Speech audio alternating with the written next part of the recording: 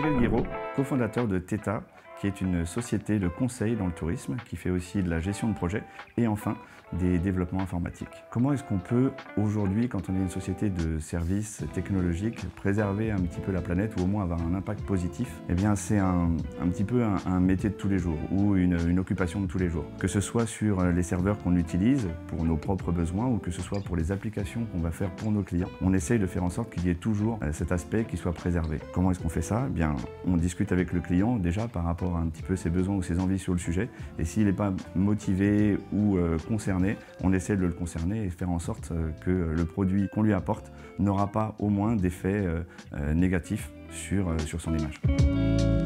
Le principe de l'IA générative, puisqu'on va un petit peu parler de celle-ci, c'est s'assurer déjà que les outils qu'on fait aient une certaine maîtrise au niveau financier, puisque c'est toujours facile de faire de la technologie et puis de voir le coût après, donc c'est important de le voir à ce niveau-là. Et puis ensuite, de partir aussi sur l'ensemble des nouvelles technologies, c'est assez important pour nous. Quand on parle d'IA, on parle de l'IA générative soit, mais il ne faut pas oublier qu'il y a beaucoup d'autres choses qui sont faites en IA, en particulier tous les modèles de langage sur lesquels on pense, on est même persuadé qu'il y a énormément de choses à faire dans le tourisme, en particulier pour améliorer les moteurs de recherche. Imaginez que demain on puisse converser avec un site web comme si on conversait avec un humain pour pouvoir préparer son voyage de demain. C'est un petit peu là-dessus qu'on travaille en ce moment et je trouve ça plutôt sexy.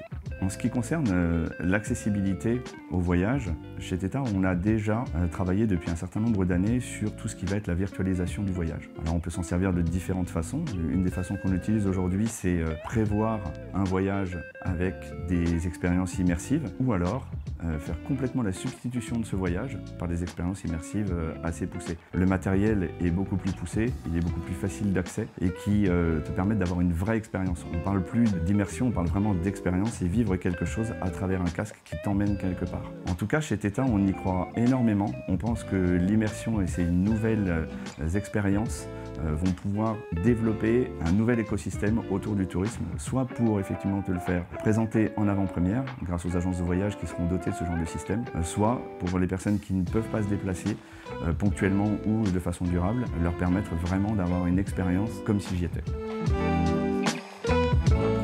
Cette année, Theta va participer à l'IFTM en tant que co-organisateur sur la zone tech et aussi exposant avec un stand. Je vous invite donc à nous rejoindre pour voir les belles choses qu'on est en train de préparer et puis parler de vos projets parce que je suis certain que vous avez de bonnes idées.